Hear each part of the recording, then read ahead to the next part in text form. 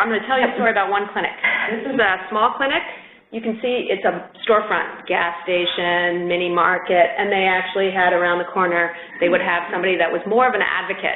It started to talk to, originally it becomes Family Healthcare Network. It started actually in Porterville, which is a rural health center. There are a lot of big, huge rural health centers out there. And it was started by the community to address the needs of the migrant farm workers in the Central Valley who didn't have any source of care. Really started out as advocacy. So this is back in the 60s, you can tell by the car. Same building, now 1979, budget of $290,000. Still serving the needs of the migrant farm workers, but now you can see it's become Porterville Family Health Center. It's actually taken over the building. Few years later, this was probably a few years ago, it's now called the Family Healthcare Network. It's the largest primary care provider in the two-county area for Tulare and Kings County, largest provider. It's been around 35 years at this point, 12 sites, $65 million organization. So from 1979 to early 2000s, went from $290,000 to $65 million. $65 million. 130 doctors serving 112,000 people a year. So that's the kind of growth you're seeing in health centers. I think this is they're incredibly comprehensive now. They're not just doing primary care anymore. They're not just doing advocacy. They do community outreach, behavioral health.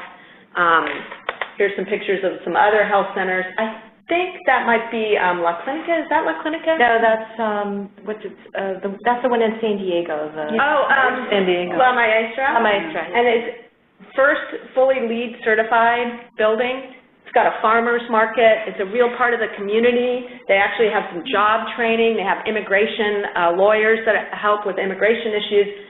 You can see these buildings are gorgeous, totally different than what you think of as the county clinic in a storefront in the 60s and 70s.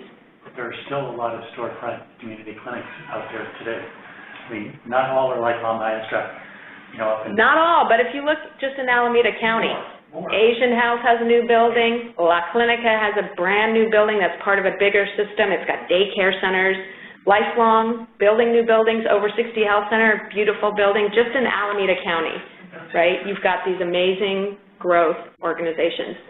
Family Healthcare Network, that CEO was the same. I was going to point that out. White, gray hair, stayed there for 35 years. Just retired about 6 months ago. Yeah. This is a very typical story.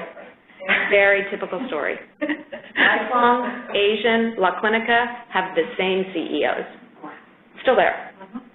Asian Health, she started when there were 9 part-time employees. Yep. Now there are 300. And they started often as advocates. Yeah. Sherry, fresh out of grad school or fresh out of college, La Clinica was started by a bunch of students with the Chicano movement. So that's the history of what you see in health centers and what many of you are working with. But that's the Alaska Clinic on the left. Mm-hmm. Yeah, which is an amazing clinic. Has won tons of awards for the building design, how they integrated the culture. It uses the native culture.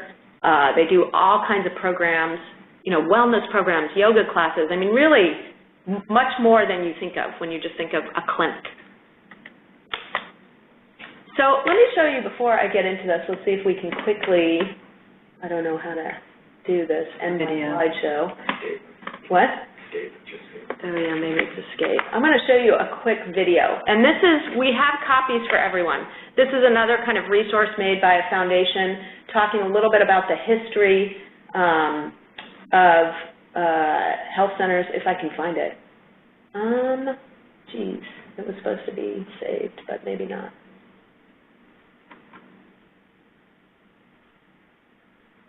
If I can't find it quickly, we will just go. But it interviews a lot of, it doesn't seem like it's working, sorry. Do you have to highlight it? We have an obligation Jane, I can love Jane. parents as individual members. Okay, sorry, I'm not being able to find it. Anyone have a click? Oh wait, let's go to play. Oh well, I'm not going to, you guys all are going to get copies of it, but it talks about. We'll find it very much. We'll find it during lunch. Yeah. But it's an interesting, talks about the history. It's got several health center CEOs. Some of you are working for some of them, talking about the history of health centers and the movement from which it came from. And several of them say, this is a movement. We are part of a movement. So they're viewing it much more as a social service organization, but they're really making a difference in their communities. It started through the war on poverty and through the civil rights movement. So again, it's part of these movements. Actually came not through, it came more through economic opportunity, community development. They called them neighborhood health centers when they first started. And still to this day, being a federally qualified health centers, and I'll talk about that in a minute, but that's what you hear, FQHC, federally qualified health centers, you have to meet these requirements that are based on this history.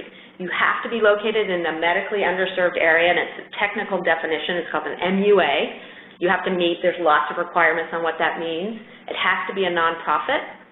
It has to have a board membership made up of more than half of your users. So 51% have to be consumers of your services. And I think there's also a limit on how many actual physicians you can have on the board, because they were really trying to move away from being physician-controlled. They wanted to be community-controlled. So I think you can only have 1 or 2 doctors or somebody in the healthcare field on your board. So that tells you a lot also about how the organizations are run. Yeah. When you think about business-minded, it's community-driven. And they have to provide services to all, regardless of the ability to pay. These are all requirements today. What happens if you start out in a location that's medically underserved and that changes? That has become much more of an issue. You get grandfathered in. You can't, yes, you still can be there, but you can't start a new health center there. But that has become a big issue. Just changing demographics in and of itself is a big issue. Right here in Oakland, Asian Health Services, La Clinica. Asian Health Services started in Oakland, Chinatown. La Clinica started in Fruitvale. Traditionally Asian population, traditionally Latino population. Now those things are merging. And does Asian serve the Asian population in the Fruitvale district, or does La Clinica serve the Asian population in the Fruitvale district? So you can't expand, but you can stay. You can expand. You get grandfathered in, and I think you can expand on that site, but I think you can't open a new site. I think those are. And there's a designation called medically underserved population, which is, these things get very technical very quickly, that you can also apply under and get some of the same benefits. Yeah, and then there's a workforce, like is there the workforce, the health resources, right? It's an underserved, shortage area.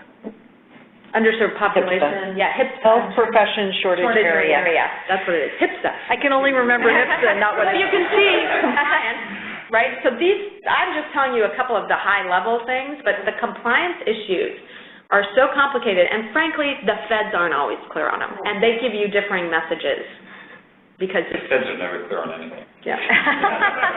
When it gets into these technical things, you can see how complicated it is for health centers. I'm curious about something. I don't want to get us off track, but I was in Davis in the early 70s, and there was the Davis Free Clinic. That's the clinic I ran. Really? Your friend is Sherry Koshwa, aren't you? Yes. I could tell from your story. I was going to talk at lunch about it. I knew we had because she always talked about her friend who drove from Santa Rosa to Kaiser all these years. I knew it had to be you. Anyway, I know. I didn't want to play geography while that's trying to learn. Great. We'll talk at lunch. Sherry and I were co-directors for a long time. And Davis Free Clinic is now Communicare Health Centers. Right, but isn't it part of Sutter? No. I know why you think that, but Sutter... Why do I think? Because it says it or something. No, it has free land. We got Sutter to donate 2 acres of land on the hospital campus to the clinic. Remember, it was a little house on 6th Street or someplace, and then but it was Davis Free Clinic, and then it was Davis Community Clinic, but then there was this Sutter thing. But it's a contract. It's a contract with Sutter. It's not. That's so bizarre. I know. I've been chomping at the bit to go over this. I know all about you. Okay. I ask a question. Anyway.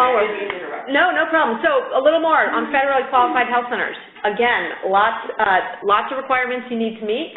They can be a private freestanding nonprofit, but actually in California, some counties have the federally qualified health center designation. So I can get into all the details of it. I just want you to understand that. For example, Alameda County, Asian Health Services Lifelong are federally qualified health centers, but the county-run clinics are also federally qualified health centers.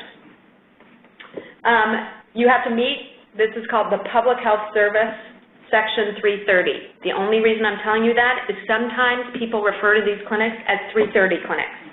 So you might hear that. I just wanted you to know it's the same thing as a federally qualified health center. It means that they get funding from Section 330 to serve the uninsured. So you have to... Section 330 of what? Of the Public Health Service Act, PHS. And again, you have to be located in these areas. You also have to provide a broad range of services, seeing everybody, regardless of their ability to pay, consumer majority governing board. There is also a designation. Don't want to get too into this, but some people may work at one of these or you may hear about it. They're getting less and less, but there's what's called a federally qualified health center lookalike. You have to meet all the requirements, but you get no funding under 330. So you don't get that grant. But you get all these other benefits. So these are benefits for federally qualified health centers. This is the big one. You get enhanced reimbursement under Medicare and Medicaid. So you get what's called cost-based reimbursement. So you submit to the state whatever it costs you, you divide it by the number of visits you have, basically, and that's what you get paid. So this is a big deal, and I'll talk about a little bit about revenue of health centers, but... So do all the patients have to be Medicare and Medicaid? No, because you have to meet that see everybody regardless of ability to pay. So if you get an undocumented person, if you get somebody coming in that doesn't qualify for Medicare or Medicaid... You must serve them anyway. Yeah, so they have a... sliding scale? Yes, yes. You have to go through a sliding fee scale. So they have to require that. That's probably another requirement I have to put on there. If somebody shows up with commercial insurance, like, yeah, you have to see them. Oh, okay. Yep. You could walk in with a WellPoint coverage provided through your employer, and the FQHC is required to see. I mean, when you say all types, it's all It's everybody. Bill Gates walks in without insurance, you see them. But you put them on the sliding fee scale.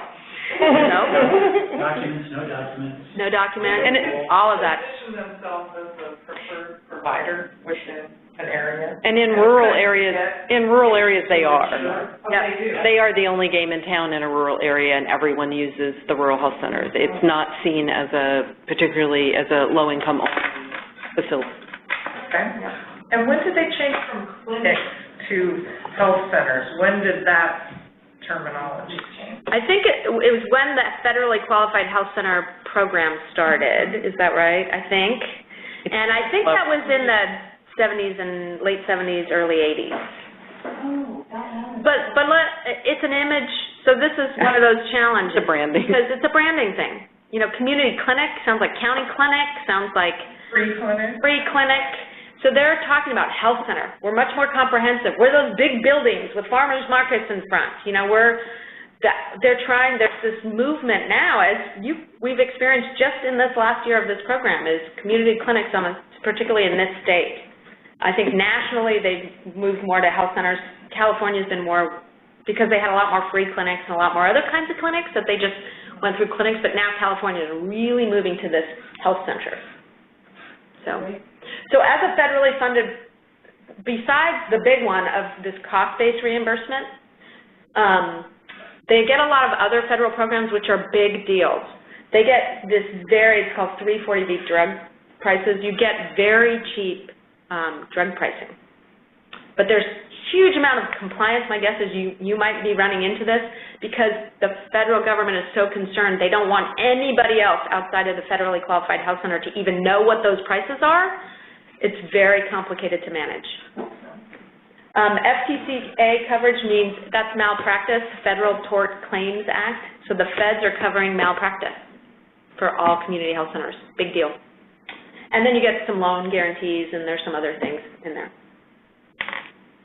It's a lot to absorb. I don't want to get into a lot of details, but it tells you a little bit about there's a lot of benefits to being a federally qualified health center, but there's also a lot of issues with being a a lot of compliance issues. This comes from NAC, and which is at the bottom, the source. You can get these slides so you can see this source. NAC is the National Association of Community Health Centers. They have a lot of data on their website, a lot of information. So they're taking this from federal data. 121 organizations with over 1,000 delivery sites in California. It's big. They serve over 3 million patients in California. Huge portion of who they serve are, and I'll give you a little more data on this so you can see the trend, are below 100% of the federal poverty limit. But when you get to a little bit more, those on 200% of poverty, they're serving a huge portion of them. They see a big portion of uninsured, and they see some Medicaid, big portion of Medicaid. And I'll show you some of the difference there. So just to be clear, this is their distribution. This is not of the total Medicaid population. No. It's of their of their population. Sorry, not clear. Let me give you some better data. This is one of the kinds of reports that CHCF puts out that's got a lot of good information on it. Financial health of community clinics. It's in your packet, and I'm just going to highlight a few things. First of all, this data comes from the state. It's a little bit of what Sophia said. Clinics are submitting data to the state, and then CHCF used that data to get this report. It's a little bit old. A new report is about to come out, but I think the new report's only going to go through 2011 because the data that comes from the state, by the time it gets submitted, by the time it gets cleaned up enough, gets released, and then the analysis happens, it's a year and a half or 2 years old. So the data I'm going to give you is 4 years old. But I want to show you some trends. It's really to show you some trends. So you can see here a little bit old, but you can see the trend. So patients' numbers are going up.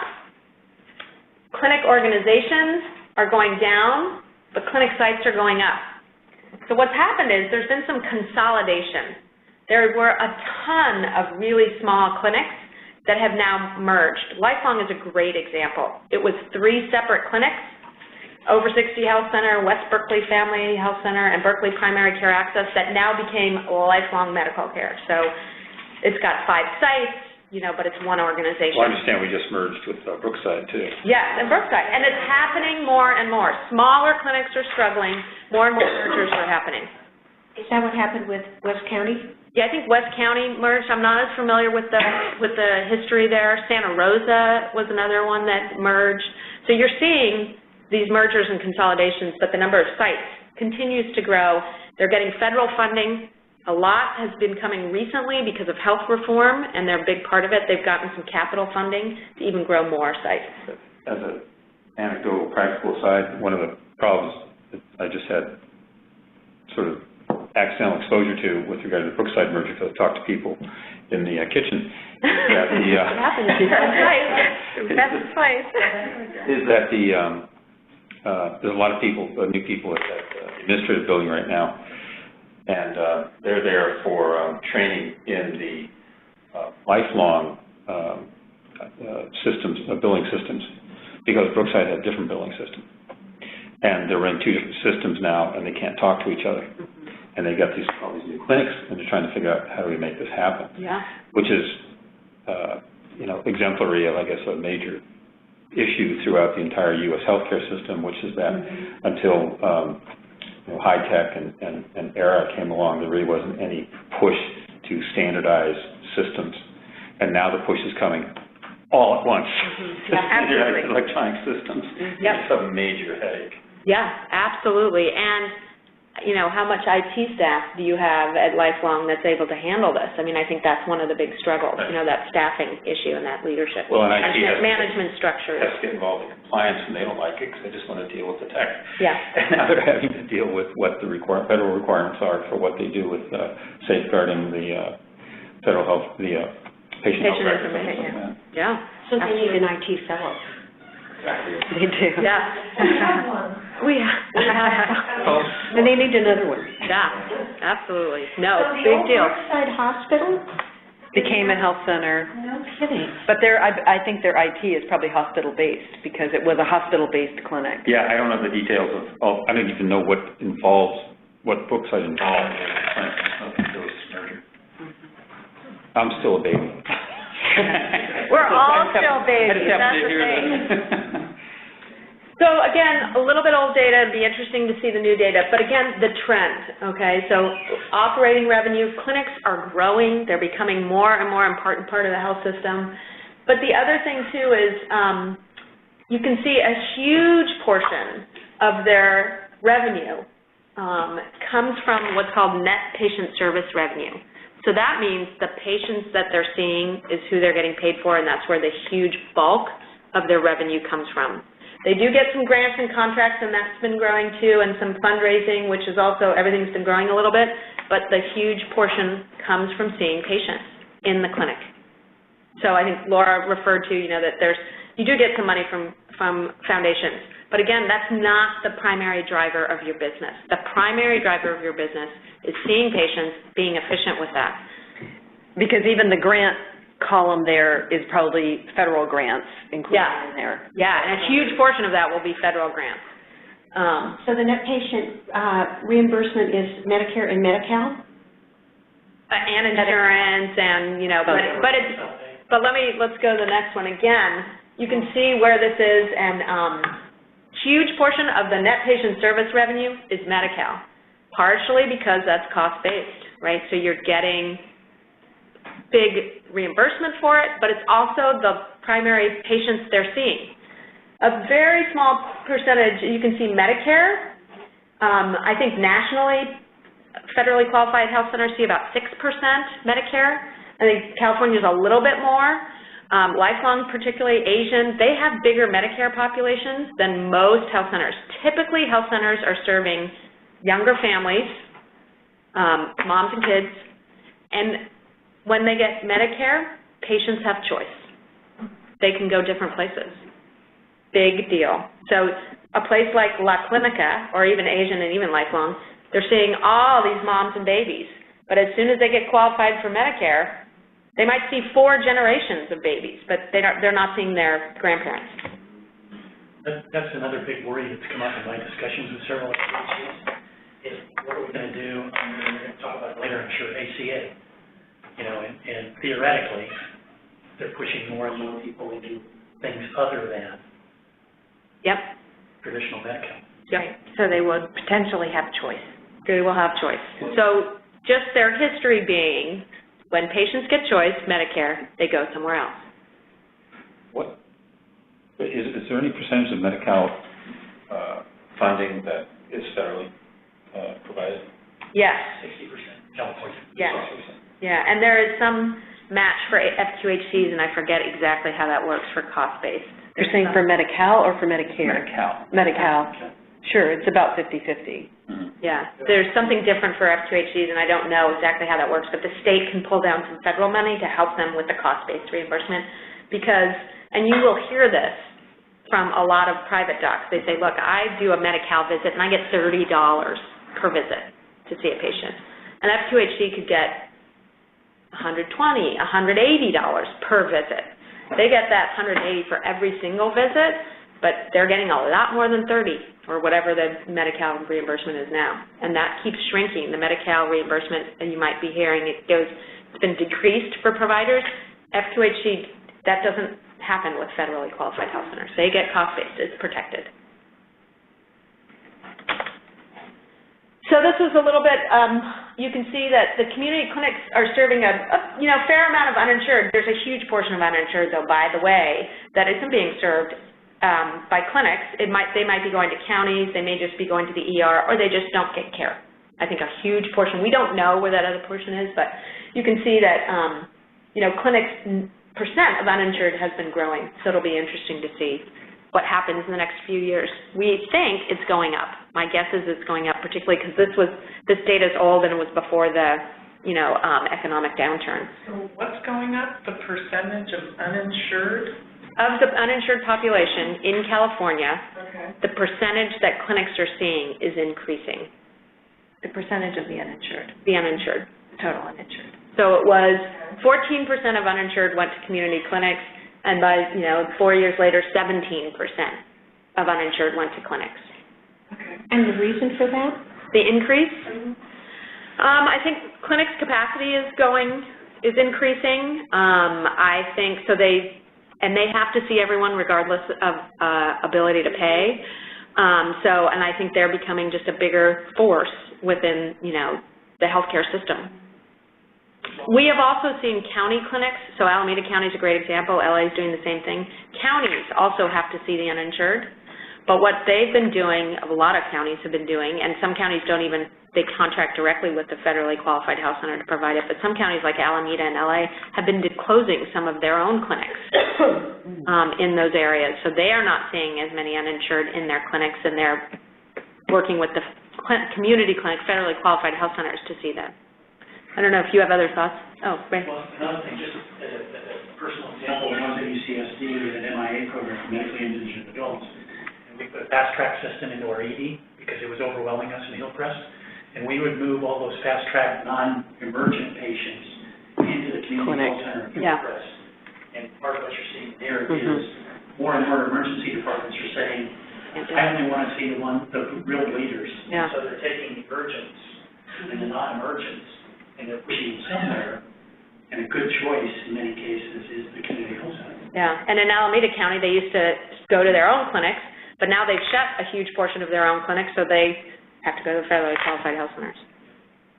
So do the emergency rooms recommend, don't come back here for this, go there? I mean, is there kind of a relationship between the ERs and the... Yeah, you can. Depends on the place. Yeah. Community care that Jane was just talking about is on the campus of a hospital. Sure. Well, it was on Berkeley. But in other places, perhaps not. There's a legal implication under something called intellectual, Right. But technically speaking, if you show up in the emergency room, They have you to have to be cured. She's saying for the next visit. Well, then you've got a continuity of care issue. If you abandon the patient, then you're legally liable for the potential adverse outcome, for example. But at least in terms of, marketing, the next time. Well, that's the fast track. That's what a lot of the fast track systems try and do, is walk in that gray area to push you into actually a better place for the care. But technically, they can't force you. And emergency rooms are a complicated picture because the typical poster child for that is the urban, overwhelmed, wait for 12 hours to get seen. There are a lot of places in suburban areas where the ER is a revenue maker, and the hospital's not particularly looking to move anybody out of it. And they're not overwhelmed. They're happy to do primary care because they want their ER doctor to be busy during the time that that person's there. And so it's quite a varied picture. That's certainly not most or all hospitals. I don't know the number, but it depends on the relationship between the hospital ER and those community clinics as to whether there's much movement back and forth. So this is that data before where you can see for 100% of federal poverty limit, so very poor folks, they're seeing 44% of those below 100% in California are being seen at clinics. Oh, I thought I had the 200%, but I guess I didn't include that. But it's in there, and you can see that at the 200%, they see a bigger portion. Partially that's because they may not always qualify for some of these state programs, and clinics have to see them and put them on a sliding fee scale. So that's one of those things where I think as you get into that area where you don't have private insurance, but you're not qualified for Medi-Cal, they see a lot of those patients at clinics. So I just wanted to show you, too, this data that California clinics vary a lot in how they perform financially. So you can see operating margin, the dotted line is national, the solid line is California. California clinics on the upper end perform better than national, and they're doing okay. I mean, it's not a huge margin, but it's in positive. But there's a huge portion that's 25% of clinics are pretty much running in the red a lot. And so there's just this very varied performance. We did a lot of analysis on this. Are they rural, urban? Are they big? Are they small? No, they're all, right? So you might have those lower ones could be very big clinics. And there's some really small clinics that that have big operating margins, and vice versa. Same with urban, rural. There was no standard. You couldn't say a large rural clinic was definitely making a lot of money. No, you couldn't do that. Couldn't say that. So there's no, it was very hard to say what is the driver of strong financial performance. Did you factor in the gray hair white people? It's a great question, you know, but no, we didn't, because most of them are run by the gray-haired white people. But correct me if I'm wrong, I don't think this is only health centers either. This is community clinics. Yeah, right? So this is state data. State data, if you want to start digging in, you'll look at my national data that came from NAC. You'll look at the state data and go, wait, these numbers don't match. State data is, I mean, this is getting a little bit into the weeds here, but state data is in a centralized place in the state. It's licensed primary care clinics. So licensed primary care clinics can be anyone that might potentially provide primary care. It can be a family planning clinic. It could be a methadone clinic. It could be an elder care. It could be run by a church. It could be a faith-based. We tried to pull all that data out. This is why the analysis takes so long, to make this just full-scope primary care providers. So it's FQHCs and a smaller percentage of these kind of faith-based, but that's a smaller percentage. So the majority is federally qualified health centers. But again, this is all manual. We were talking about getting data, even at the state level. John's eyes went when I told him how much as a foundation we had to pay to get this analysis. It's amazing. So it was the first, by the way, this was the first kind of analysis that was ever done on this data about California clinics. And California clinics were worried about this coming out. We did a lot of work around talking to them about it. The other thing that I think is very interesting about community clinics, when you're a $65 million organization, you should have a little debt. That's how you run business, right? You get some debt, just like personally, right? You have a mortgage, you have a little bit of debt. You don't want to have too much debt. Clinics have almost no debt. Like across, even the biggest clinics that have the most debt is still under, you know, it's like 1%. That's very small, very small. I think the culture of clinics is that I think they still feel like they're being run on a shoestring. You're $65 million, but you still feel a little bit like, yeah, I don't think I can have debt. I mean, I think I'm making a generalization. There are some that have debt, but I think it's very hard. They've been able to get foundation money, federal money, other money, but I just think it's so fascinating how little debt they have. How can you do capital expansion without debt? Believe it or not, you fund the whole thing. I mean, I've done a few of them. You fund the whole thing. I don't know if you want to say anything about this, but to me it was so interesting, because especially as you're investing in technology and new buildings and new, you know, equipment and all that kind of stuff, having some debt as a growing business is actually a good business move. Well, and that's what I was wondering, if there was any kind of, you know, the demographic of the management team, you know, how long have they been doing it? What types of degrees do they have? Are they business people versus mission people? Mm-hmm. And, you know, some of those business decisions are clearly showing up in the data. Yeah.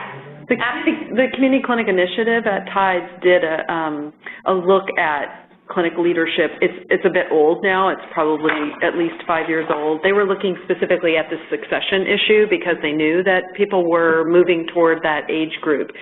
And it's very true that they, you know, for the most part have been in place a long time, came more out of a social justice background than a business background.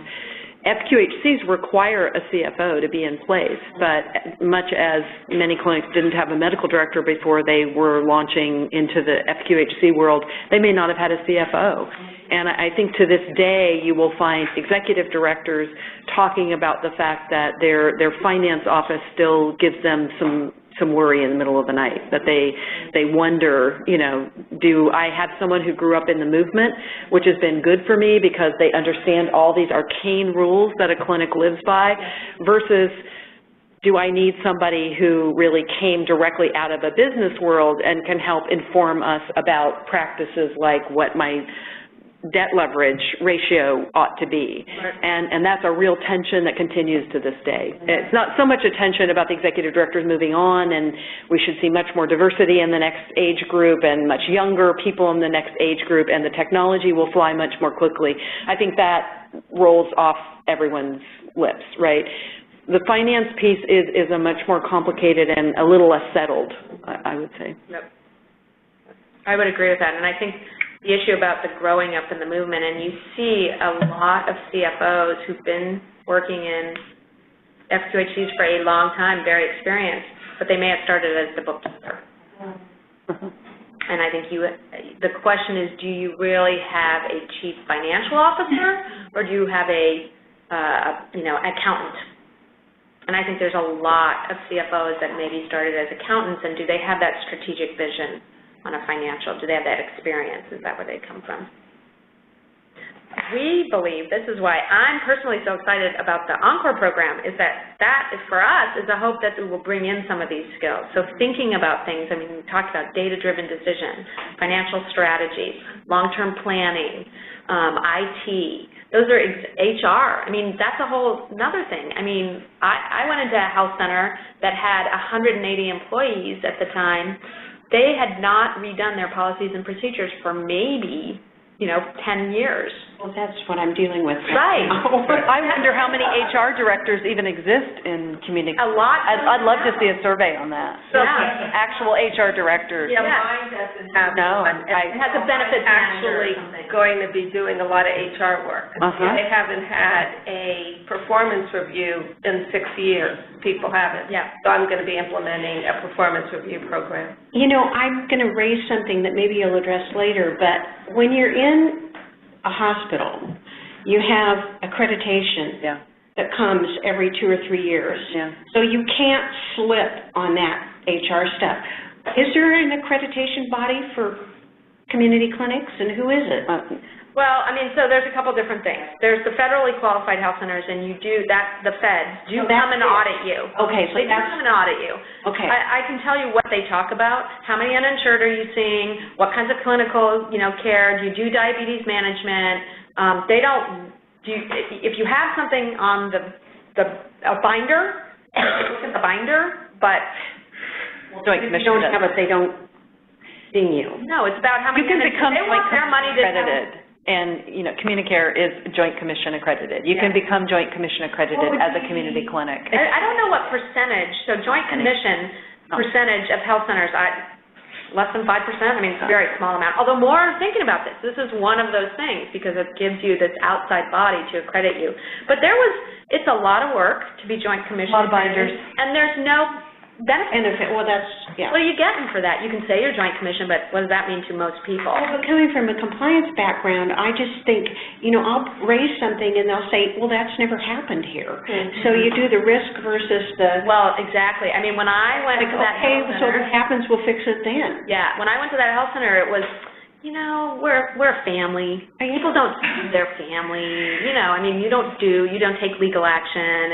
There's no risk. People don't do workers' comp abuse. Whereas in a big system like I come from, so it's hard to... It's not true, actually. And they do sue. And they don't have EEO complaints. I mean, at least what I know so far. And so when you're trying to go in and help, you think, well, do I measure pushing something that really, that resource could be better used somewhere else? Right, and I think that's exactly it. So you have limited dollars and time and resources, time management. Where are you going to put, so first of all, where are you going to put the money? You want it to all, and your effort. We're serving the community. How do we put all, most of our effort into that? And this back infrastructure piece, which we believe about Encore Solids can help with, is becoming more and more important. HR, IT, data, the kind of business systems are not something that's been a focus, and it's not necessarily been the leadership skills that the leadership has had, but it also, you know, that's their strength is on how they've served the community and being a community resource. So interesting. I think I think that's a good tension actually to hold on to for the group, because in some way or other, that tension that you're talking about in terms of the trade-offs of the infrastructure for the organization as opposed to the front-facing, you know, if you were talking about a malpractice risk, right, you'd probably find someone jumping, you know, quickly. So I think that tension, though, of the front-facing versus the more infrastructure is a good one for the group to continue to talk about. And I think you're going to personally, we know our last round of fellows, and Bill Johnson will be coming at lunch and can talk a lot about this, but you'll face that in your own work because you're mostly doing that infrastructure stuff. And you know, sometimes as even, you know, in any nonprofit, I think, you know, Michelle and John can talk about this too, some of that stuff was sometimes pushed aside because you had this, you know, clinical care emergency, or, you know, the feds were going to come on site, or the state compliance is coming on site, or something, you know, there's some emergencies happening. And so, or our funding's going to, you know, they're cutting Medicaid services or something, you know, that becomes an advocacy issue. Those are the things they're focusing on, and sometimes some of these infrastructure things get set aside. And you'll find that directly in your. So some of the things coming ahead, and I know Catherine's going to talk a lot more about this, and we've touched on this, but health reform implementation. A huge portion of clinics' patients are going to now get covered, and they are going to have choice. So what does that mean for the clinics? Technology implementation, you know, we touched on that, data, and using data now. And there's going to be maybe more requirements for data given the next one, payment changes. This idea that they get paid to see a patient who comes in, you see a patient face-to-face, and you get paid $150 to see them, and off they go, and that's your revenue, that's probably not going to be the way they're going to get paid anymore. So what does that mean? They may have to show it may be moving towards outcome. So how do you show that you actually are providing a good, strong clinical service that's making a difference? That's a very different way of being paid and may require a lot more data. And then this whole question about Covered California and that health information, the health exchange that's going to happen with people being able to get insurance through that exchange, and how does the clinic contract with that entity? There's going to be a lot of questions about that, and I'm hoping that Catherine can talk about that a little more. In the short term, we've seen and we're hearing there's more and more uninsured because of the recession. More people lost their jobs. More jobs are not covering anymore. Some people are some smaller businesses are thinking we're not going to insure because health reform's coming. So in the short term, they're getting more uninsured, but they're getting less funding from the state. Lots of state programs are going away because the state is having such a hard time, and the counties are having such a hard time economically. So they're getting the short-term problem of they're getting decreased funding, more uninsured, but at the same time grow, because you're going to have to serve health reform patients. You'll hear a lot about kind of new models of care that are coming, because you're going to get patients with choice, because you're going to have this exchange and you're going to be maybe competing with other providers. How do we become more patient-centered? How do we become viewed more positively in the community as opposed to a place where we're going to have to come and wait for 4 hours and we don't get to see the same doctor? How do we think about being more patient-centered? Sophia also talked about engaging patients and families in their care is a better clinical outcome. You're more likely to get better clinical outcomes if you do that. So how do they do that? It's a very different way. And then as you're trying to grow and struggle with all this, there's workforce shortages. They have an incredibly hard time getting primary care doctors, nurses, social workers, very hard to get staff. And I'm even hearing CFOs, HR, their salaries are low. Some places are low. Salaries of the care providers are low compared to the Kaisers or the Sutters up in Santa Rosa, so they lose their medical assistants. Yep. And clinics feel like a training ground for and I don't know Kaisers and the Sutters about that. Yeah, but even Kaisers and Sutters are having a hard time getting doctors. Well, right. So how are you going to, so this is a huge struggle, I think, that we sometimes aren't talking about. But I also would argue that this is some of the kind of infrastructure, HR people, CFOs. Finding a CFO who understands this way of doing business is, but has that strategic vision at the same time. How do you do that? So, one comment I wanted to make about the payment being higher and some of these things that we're talking about here is that the data that the feds have put out about federally qualified health centers, so that's not every clinic, but as a group across the country, in the quality indicators that they looked at, and these are things like diabetic care and asthma and et cetera, clinics beat the private sector on quality in almost every indicator.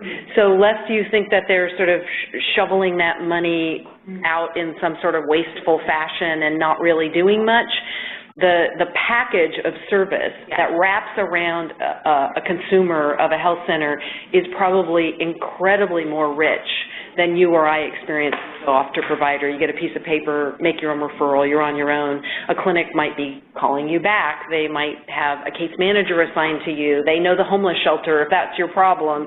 There are all kinds of enabling sorts of services that go around it. And they do have, when they look at the data, which is not often enough, they do have very high quality data for the most part as a genre, as a group. And it's a really good point. I mean, there's so many positive things that I probably just touch on enough.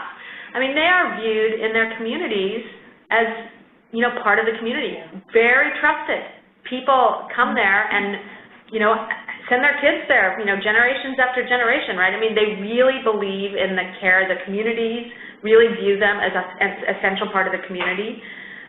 The clinical quality, they are really set up well in health reform when you think about this idea of what's called the health home, you know, so that you have a central place to get a lot of care. They have the wraparound, the social services, the nutrition services, you know, lifelong, and I think many clinics have, you know, in the housing, low-income housing, they put clinics in the housing unit, so it's right there. You know, and they go in and help people advocate for cleaner housing conditions. So, you know, really do a lot and much broader than you would see in traditional primary care providers. So I think the strengths are really there. It's really being able to build this infrastructure so you can really maximize the contribution. So what are they doing to prepare if there's this gap period of time when they're not getting reimbursed?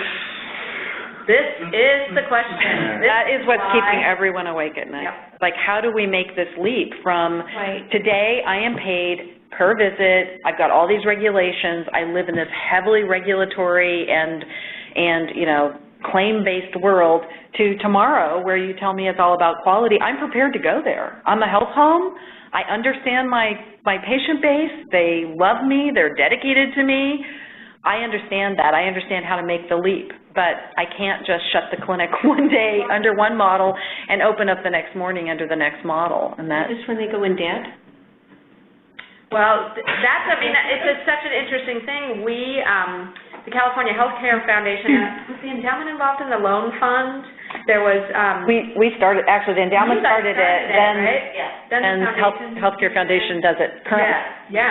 And so there's this loan fund when the state was, so because they're so dependent on Medi-Cal, if Medi-Cal, when the state, you know, has had budget problems and they stop paying, the revenue at clinics is, they don't get, I mean, it's a huge portion of their revenue, and they can't make payroll, potentially, if they're not getting paid from the state. Big line of credit. Yeah, so they need a line of credit. So several foundations went in together and put this loan fund and reviewed loan applications. The CFO here at the foundation helped review those, and he's a CFO that manages the endowment, so he's not a healthcare-specific person. He was shocked at the quality of the loan fund documents. Clinics don't even know how to apply for loans in general. In general. So it was an interesting thing. I mean, there's a whole story. I mean, CHCF then thought, okay, well, let's do a series of trainings on how to apply for loans. Maybe it's just that they don't know. So we, with the CPCA, went around and did some trainings. Nobody came. They are certainly doing the obvious things. Electronic health record conversion is basically done. But even that, the hit to revenue in a community clinic from converting to an EHR is substantial. And productivity, is that what's hit? Primarily, it's productivity.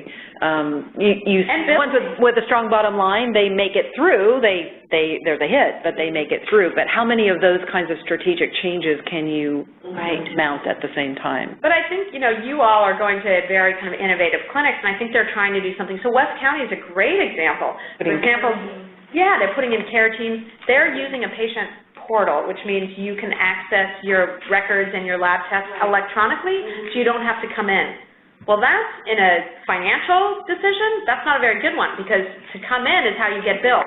If they make a phone call and look online, they don't get reimbursed for that, right? So a clinic's, quote, losing reimbursement, but it's a much better, more efficient, lower cost, patient-friendly. The patients love it. So, you know, they're doing it, but they're not getting paid for it, so it's happening more slowly. So, you know, your clinics are struggling with that and trying to do the right thing, but from a purely, if you're a CFO, you're saying, no, don't do that because I want them to come in so I can get the revenue. So it's this big struggle. It's a great, that's exactly a great question. So just, I mean, I think, you know, just to say, let me go back one slide really quickly. You may hear this, put this up. This is exactly what they're working towards, but the systems are not in place. So improving the health of their population and the health of the communities, which I think they already, this is probably where they're furthest along, because they really think about population health in a much different way. Outside of Kaiser, they're probably most advanced in sort of thinking about their communities and their population health and thinking about it much more broadly. The experience of care for the patient is kind of another part of, you know, this thing that they're trying to work on, and then cost. How do we get more efficient, engage our patients more, think about the population health, but do it at the lowest cost possible. What impact does improved patient experience have on these clinics? In what sense? Well, under a choice scenario, I think is where that fits. Under a choice scenario, if I'm a patient who now has many providers available to me, if my experience of care is positive, I'm going to continue to choose that provider. But that's not a big population of the clinics, is it? It's a choice? I can't remember what. But they will. It's a growing. Right, so many of their uninsured are not going to get, and some of their ones even under special Medi-Cal programs that other providers, they're moving to a new kind of coverage, and a lot more are going to get choice. But I would also argue that there's been a lot of data that's coming out now saying if you get your patients and family more engaged, you're going to have better clinical outcomes. And if they're starting to be paid on what their outcomes are, I think there's multifaceted reasons to improve the patient experience of care. If you have the patient help decide on how am I going to lose weight, instead of the doctor just say lose weight, lose weight, lose weight, you have the patient and family talking about how am I going to manage my diet, how am I going to manage exercise, and coming up with their own action plan and taking responsibility for that, you're going to have a much better impact. Well, population health is going to be affected by the experience of care too, because you're going to have, if it's, you know, truly a community health center and they're doing all these things not unrelated, but not directly related necessarily to individual health care, and that's going to spread throughout the population, and they're going to have a better sense of what this healthcare center is all about. Yeah, and I think that's why these are all viewed together, because that also then impacts cost, right? So if you have better outcomes, people healthier, not coming in as much, taking more responsibility, looking online to their, you know, test results, you know, kind of, that's cheaper. It's less, you know, it's more efficient use of the resources. So they all kind of together, that's why it's called this triple aim. You're trying to do all those things to get to better health. So